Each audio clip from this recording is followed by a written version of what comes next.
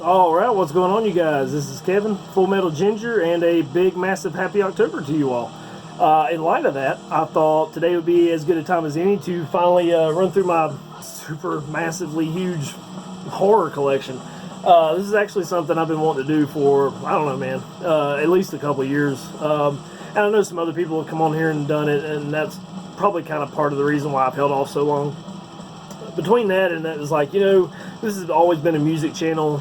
This is all I've ever really talked about. Are people really going to want to sit down and watch me talk about some movies that every one of their brothers seen 9 million times? So that was, I was like, I don't know if I want to do it. But anyway, it got to the point where I was like, October's coming. I've always wanted to have like a huge movie marathon throughout the whole month. Stuff always comes up. So if I can't do that, I'm at least going to talk about it on the channel. So here you go. I understand if this is not your cup of tea. Music will definitely be back next time, so don't worry about that. It's not going anywhere. So like I was saying, I don't have a lot of stuff. I really don't have that big of a movie collection in general, and which is kind of weird, as cheap as VHS is. I really need to start working on that. But yeah, all this stuff here is what really takes up most of my spending money. So a lot of times if there's a record coming out that I really, really want, it's kind of hard to justify spending money either on that or some movie that's been out for 30 years or whatever. So that's just kind of where I am. I'm definitely more of a music fan. But I'll stop rambling now and we'll go ahead and look through this. Some of these some of these you may not know. I don't know. We'll just check them out and you can judge me for the crap I have and the good stuff I have and all that kind of shit. So listed into Exhumed, All Guts, No Glory. Don't remember if we've ever listed this one on here. This is their 2011 full length, and I just kind of threw it on. Just thought it, really fit the theme of today's video. Definitely some zombie movies coming up, that's for sure. But really, really good album. One of my favorites from Exhumed, honestly. So take that for what you will. All right. So as usual, I've been spending a good 30 minutes trying to get this video started. So I'm already losing my voice. So I've got about 22 DVDs sitting here. I don't know if I'll have to break this into 2 parts. Hopefully not. I may just breeze right through everything. So if that's what seems to be happening, that's just because I'm, trying not to have to record this one again. So we'll start off with, for me, has always been an all-time classic. This is my favorite ghost story ever. This is the Disney version, so I don't know if you really want to consider it a horror movie, but this is the Adventures of Ichabod and Mr. Toad. It's just perfect for me to start with. I watch this every single Halloween without fail. I always skip over the Mr. Toad part. It's not important to me. Had this DVD for a couple years now. Mr. Toad always gets skipped over. I maybe watched it all the way through one time. But yeah, in terms of Sleepy Hollow and the Headless Horseman being done on video or movies or whatever, this is actually, for me, one of the better ones ever done. I can't really think of anything that compares with it in terms of following the story fairly well, and this one does it. It's very well animated. The whole end scene, which is what's important, the Headless Horseman comes after Ichabod, that's so well done. The atmosphere it really creates, it's just it hooks me in every time I watch it. And this I don't know, this has always been a classic for me. I absolutely love this.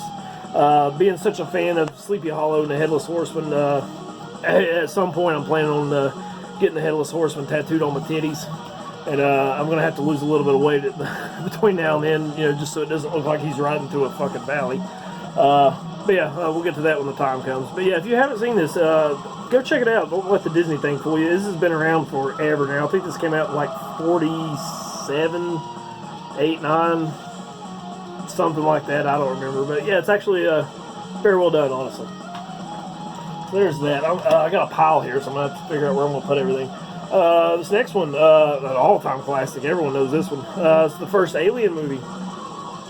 Basically, they've always used the tagline. It's like a haunted house movie set in space.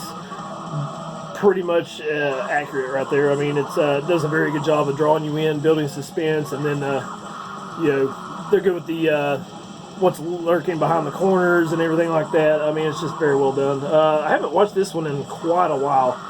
So I definitely need to put this one on. This is one of these that I never get around to watching, or once I start watching it, something's always going on, so I never get to finish it. But yeah, easily one of the best horror movies made, for me anyway. And this, I don't know, I mean, a lot of people say Aliens is the better movie, but it's such a different movie in terms of genre, where that's more of an action movie and this is more straight up horror. I don't know, in terms of horror movie, I'm definitely going with this one, but I don't know, man. Aliens is hard to beat. That's a great movie as well. So, yeah, awesome stuff.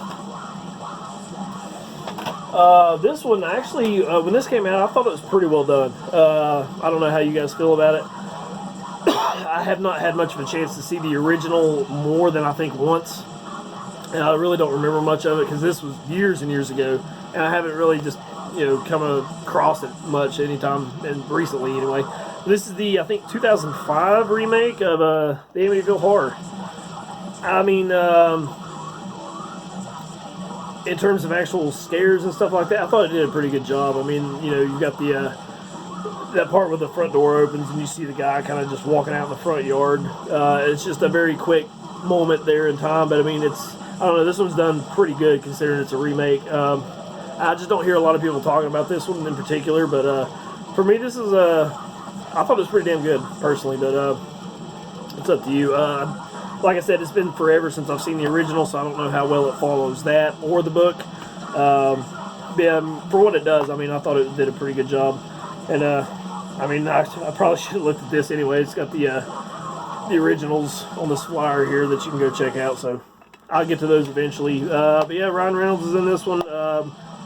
The way he kind of descends into madness, he does a very good job with that. It's kind of a slow build, but once he gets there, he's just, batshit insane.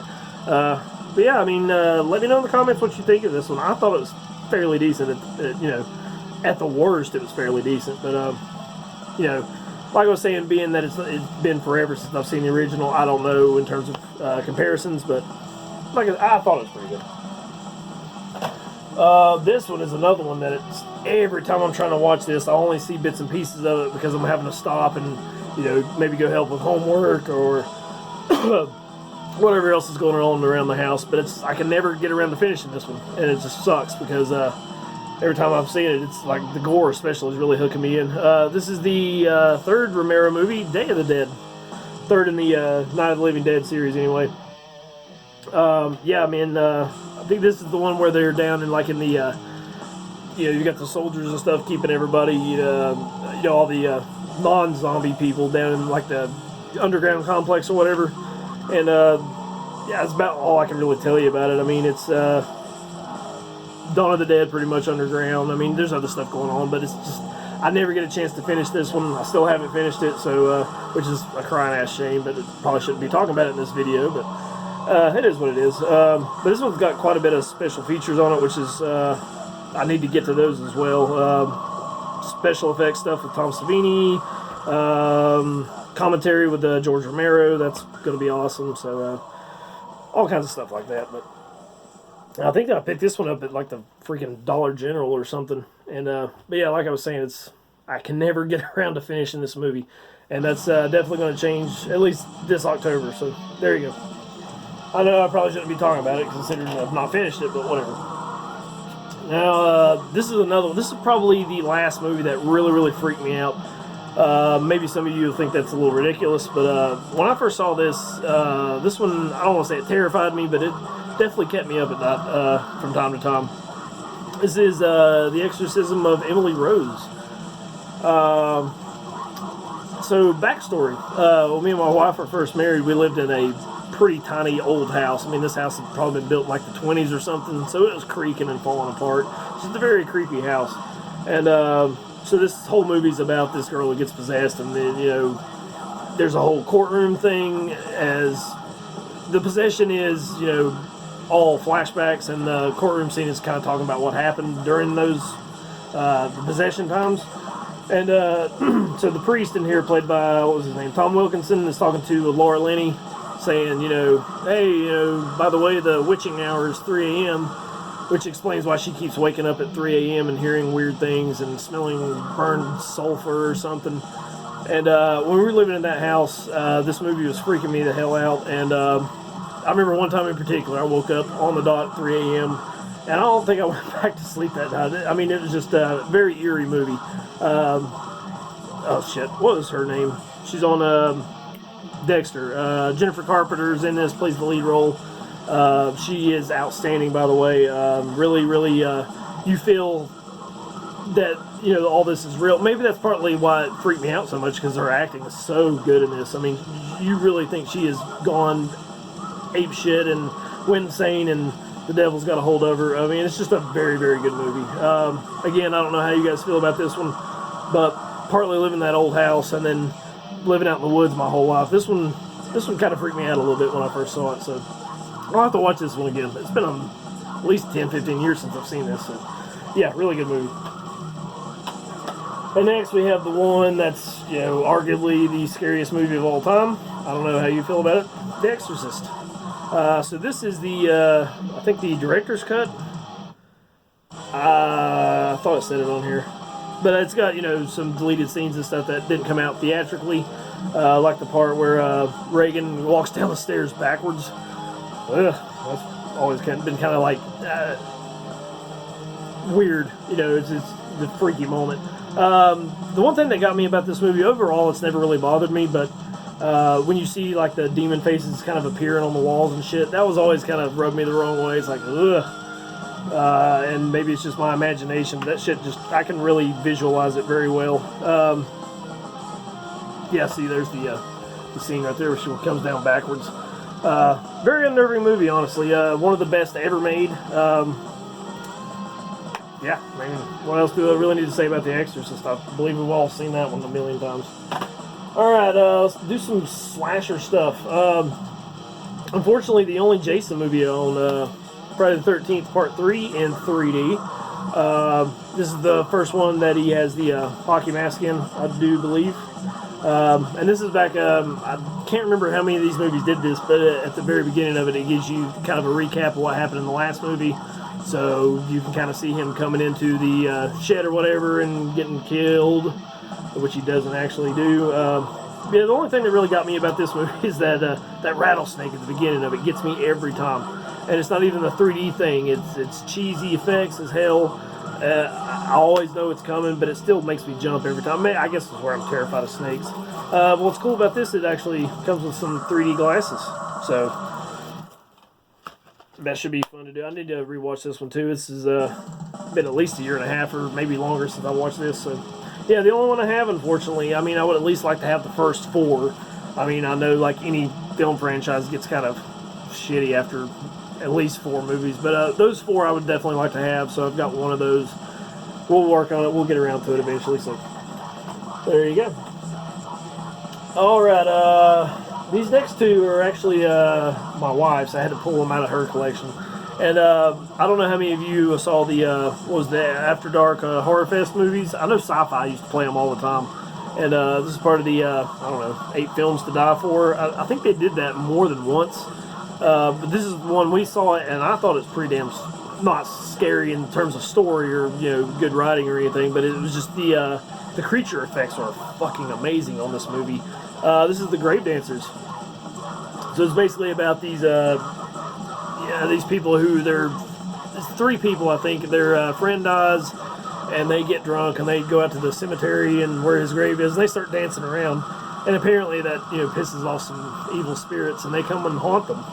And, I mean, it's kind of just it's not really a good story, but I mean, like I said, the creature effects are fucking amazing. Like, they'll just kind of see this shit looking in at them. And when we first saw this movie, I thought it was freaking terrifying in terms of, you know, the way they were able to convey those creatures and make them look as real as they did. I don't know if I'd say I highly recommend you check this one out. I mean, I watched it once, maybe twice, and I haven't seen it since. And this came out probably like 06 is when this came out. So, yeah, it's definitely been a long time. But I mean, if you can find this, check it out. Let me know what you think about it. This one is just kind of one of those that its appearance is worse than its story. And, you know, for me, I think the story is what should keep you up at night, basically. So, pretty good in terms of that. And this one, I don't think I've even gotten to most of these, but I had to show it just because of this one in particular. But this is just, you know, one of those movie collections you can just pick up. Walmart usually carries them for cheap. And it's just some shit movies, usually for the most part. But it's like a 8 movie pack. And the reason I'm showing this is because it has a movie on here called Evil Bong, starring Tommy Chong. I don't think I've even made it through any of these movies. And I just pulled this one out the other day, you know, kind of looking through some stuff. And I was like, Oh fuck, I definitely need to watch that. Yeah, Prom Queen's on here, which is weird. I didn't remember that one even being on here. So, yeah, I mean, they give you at least one to draw you in, and the rest of it's probably trash. But Evil Bong sounds like something I would enjoy, so I just had to show it for that reason. Don't really need to show this one. It's just kind of not really horror, but I guess it could be considered horror in a way. It used to be anyway. We've got some kaiju movies. This is just a Godzilla set I found at another Dollar General buy. And I was like, yeah, fuck it. I mean, it's cheap. Why not? And again, I haven't gotten through really any of these either. I've got through Godzilla and Mothra, Battle for Earth. That's the only one I've really watched thus far. But I mean, it's Godzilla. You know what to expect here. It's not like anything's going to be radically out of the ordinary. So, yeah, I just thought I'd throw that one in there for shits and giggles. Alright, this is another one that gets watched every Halloween without fail, and it's been like that for years and years. Probably my favorite horror movie of all time. I know it's an extreme cliche at this point, but I fucking love this movie. This is the original Halloween. I mean, it's a classic. You have to love this movie. You have to watch it on Halloween. It's just one of those. And that's the thing, too, like, you know, the first couple times I watched it, I didn't even realize how low the kill count is. I think, like, what, maybe 3 people get killed in the whole damn movie? But the suspense is just phenomenal. Just the way it builds out through the whole entire movie. I mean, 90% of the movie is Michael Myers just stalking Laurie Strode. So, I mean, there's really, you would think there wouldn't be that much to it, but, I mean, it's just so well done. I mean, there's thousands of documentaries out there. This one considered the one that started the slasher genre, which is not really true, but maybe the one that brought it to mainstream. So, I mean, what can you say? It's one of the best. I mean, I love this one so much that the other ones just suck in comparison, which is kind of not fair, but I mean, every time I'm watching any other Halloween movie, I'm just wishing I was watching this one, so it's just kind of, yeah, I almost wish I didn't love it so much, but it's just whatever. You all know that one as well. Speaking of Halloween, we have a double feature. You got Halloween 2 and Halloween 3 Season of the Witch. Yeah, I mean, the first 3 Halloweens are just untouchable for me.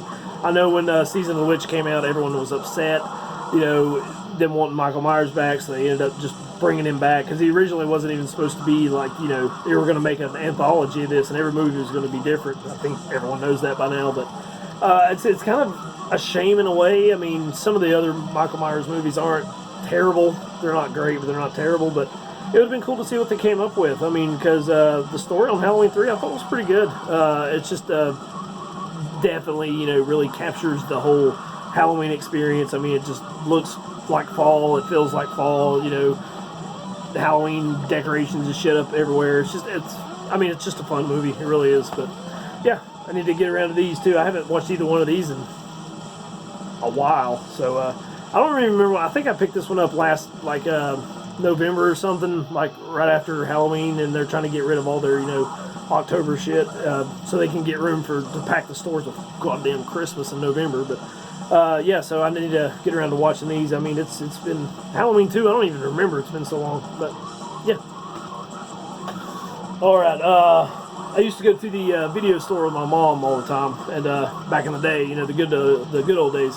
And she would never let me rent anything from the horror section, but this is one that I always wanted to rent just based on the cover. I mean, I remember vividly just walking through the horror aisle, just checking out some of these movies. I would see this one. I remember in particular a movie called Gun Massacre, way before the band came around. I was like, man, I wish she would let me rent. I'm sure that movie sucked ass, but I always wanted to rent those movies, and it was just at least fun, you know, to me, to kind of browse the aisles and, well, maybe I'll watch this shit when I'm older. But this one was always one that stuck out at me. It was Hellraiser. Fucking love Pinhead, man. It's just the way he delivers the lines and all throughout these movies is just fucking great. Don't really care too much past this one and maybe 2. And all the rest of them I think I've maybe seen maybe bits and pieces of them. I've just never kind of come across them too much. Yeah, this one is by far my favorite. And I always remember, you know, walking down the aisle and picking up the VHS tape going, this looks evil as fuck. Not even really a scary movie, but it's loaded with the gore. yeah, I mean, what can you say? It's fucking Hellraiser. What's better? One of my favorites in terms of this whole, 80s kind of slasher genre. Fucking love this movie. So yeah, this one might get watched tonight. It'll get watched at some point soon, that's for damn sure. Alright, the rest of these, I think I've shown a couple of these before. I'll try to breeze through the rest. This is something I picked up at a Big Lots. And for one reason only, is because it had Bela Lugosi on it, and I was like, well, maybe it won't be too bad. But this is some Fox horror classics. Never heard of any of these movies. Still haven't gotten around to watching any of them. I can't bring myself to watch any of them. I'm just sure they're fucking garbage. But I mean, one of these movies is only an hour long. One of them's barely an hour long. But you got Chandu the Magician, Dragonwick, and Dr. Renaud's Secret. So I mean, I'm gonna get around to these eventually. But it's a nice little box set, and got this booklet in here, which I think gives you some backstory on some of these. So yeah, I mean, if I ever get around to watching these, I'll maybe say something about it in another video, but I just haven't got to it yet. So alright, I think everyone's familiar with this one. Gory fucking gore fest. Hostel. I remember the first time watching this movie, just the thing that really got me, it wasn't all like the chopped up arms and the girl getting her face burned with a blowtorch. It was the fucking cutting of the Achilles tendon. That just, shit like that's what bothers me. It's tendons and shit snapping. It's not, cutting arms off don't bother me. It's like seeing the actual tendons being cut and that fucking you up. But, yeah, I mean, it's pretty much one of the staples of the whole torture genre. I'm sure you're all familiar with this one. That's for damn sure. I think a buddy of mine just gave this to me one day, and I was like, cool, I'll take it. But, yeah, it is what it is. This is another one of my wife's, and I had to bring this one out just to show this one off. I think I got this for her for Christmas one year, if I'm not mistaken. But this is a pretty big box set of Nightmare on Elm Street. 8 movies in here, I think. Yeah, you got pretty much all the essentials on here. None of the super new ones. What is there? I know they did the remake. Didn't they make another one after Freddy vs. Jason? I don't remember. But yeah, so it's all the movies it comes with. We were talking a while back about having a big Freddy marathon, and we got through the first movie and never got past anything else. I love the first Nightmare on Elm Street. I really love New Nightmare, and I thought that was a really good way of kind of taking a franchise that it's been kind of like getting shittier as it goes along, of kind of like keeping it going and making it, giving it a new twist anyway. And I thought that was just a really good way to kind of show that, and yeah, having, let's have the actors play themselves and like it happens in real life. I mean, it's such a simple idea, but I thought it really, really worked. I think there's nothing else in here but it's just the discs in here, so I won't bother showing you anything in there. But yeah, so you have the First Nightmare, you got Freddy's Revenge, Dream Warriors, Dream Master, Dream Child, Freddy's Dead, New Nightmare, and Freddy vs. Jason. So yeah, pretty cool stuff. Really need to get around to doing that one. So this is another one in here I haven't watched yet. It's another one that every time I try, something goes on and I haven't gotten around to it. This is the remake of Night of the Living Dead. And I want to say Tom Savini directed this one. Let's see. I thought for sure it said it on here, but yeah, Tom Savini, well, he at least produced it. I don't think it says director on here anyway, but anyway, this came out in 85 or so, something like that. But yeah, I mean, Tom Savini being the gore master we all know and love, you'd think I would have seen this by now. But this is one that kind of just sits on the shelf, and I'm always kind of like, I don't know, I mean, it probably can't be as good as the original, but I mean, it looks cool enough for damn sure, so I don't know. If anyone's seen this movie, let me know. I probably shouldn't show this one on here either, but it's whatever. Alright, these last few I've already shown, I think, so I'll just kind of breeze through them. So we have Scary Stories to Tell in the Dark. For what it was, I thought it was okay. Wasn't too bad. Definitely didn't follow the books exactly. Kind of wrote their own story. I thought it would have been better as an anthology, but the creature effects are phenomenal. They really, really followed the books in that regard.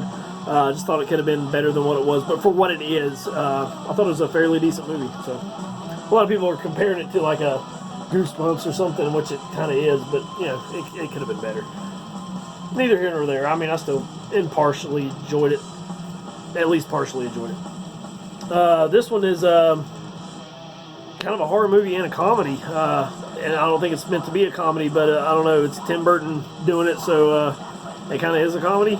But this is Sleepy Hollow from 1999. Definitely does not follow the book or the story whatsoever. It does in a sense, but I mean, in terms of the characters having all the names they're supposed to have. But yeah, this is more of a murder mystery type. But yeah, I mean, the longer the movie goes on, the more cheesy and corny it gets. But and especially with Christopher Walken playing the Horseman. But yeah, I mean, again, for what it was, I thought they did a pretty good job with this one. I mean, the sets are just breathtaking. I mean, the whole place, conveys. It really makes you feel like it's haunted, even without the Horseman there. I mean, everything just is so dark and foggy. I mean, you never see anything. It's just black and gray all the time. And when you show blood, it really fucking stands out. So, I don't know how you feel about it. To me, it's one of my favorites ever. And that's probably me being a little bit biased just because I love, the Sleepy Hollow story to begin with. But, yeah, love this fucking movie. Alright, I know I ran through these not too long ago, so I'll just show them real quick. We have the Legacy Collection from Dracula. And I'm still working my way through this one. I've gotten to, I think, House of Frankenstein, which he appears in. So still trying to get through all these. I know Walmart should have those back out. I know my store's already sold out of them, but they've got the Creature from the Black Lagoon. They're supposed to have the Mummy. I know they have this one and Frankenstein. So we really like to complete those collections for sure. We've got, speaking of Frankenstein, the Frankenstein collection. I've shown that one before also. I think I've made it on here too. No, I need to watch Frankenstein Meets Wolfman. So, still got a ways to go on this one. I don't know, it's just something about these old black and white movies. A lot of times I'm just really not in the mood to watch them. The mood has to just hit me right. But here we've got a classic monster collection also from Universal, so it's got pretty much those movies there. At least the Dracula and Frankenstein ones. But this one also has Bride of Frankenstein. Is that one on there? Yeah, okay. Well, that one's on there. You've got Boris Karloff and the Mummy. You've got the Invisible Man and the Wolfman on here. So, pretty good starter collection for sure. I mean, it would be nice to have a little bit more on here, like in terms of just the Universal, what's known to be, the Universal monsters. Gotta have Creature from the Black Lagoon on there. I mean, that's one of my favorites, personally. Yeah, there you go. Just several, I think there's 6 movies in here, DVDs. So, yeah, I mean, can't go wrong there, for sure. So, we got all that in under 30 minutes somehow, probably because I don't have that much, as you well know. But yeah, man, I would really like to get this whole horror movie collection going, movie collection in general. I mean, for me, for the most part, I don't watch a lot of horror movies. It really just kind of depends on, my mood and if it's October, really. I know that's kind of a dumb, lame thing to say, but that's just kind of how it works for me. But yeah, I'm really more like a cheesy 80s action guy. Like, all the Arnold movies are just superb, in my opinion. But yeah, if you like this, I could probably throw some more movies in here at some point. I could go through whatever else I have, which is not horror. I mean, this is just all the horror I have. Yeah, I mean, I got all kinds of stuff laying around. If you want to see more, let me know. That's all I got for you. Music coming back next time. I got some, I know I keep saying it, I got Men in Warfare albums, Razor albums, Leprophiliac, Talk About, Funeralopolis, all kinds of stuff. We'll get to it when we get to it. I appreciate you guys watching. We'll see you next time.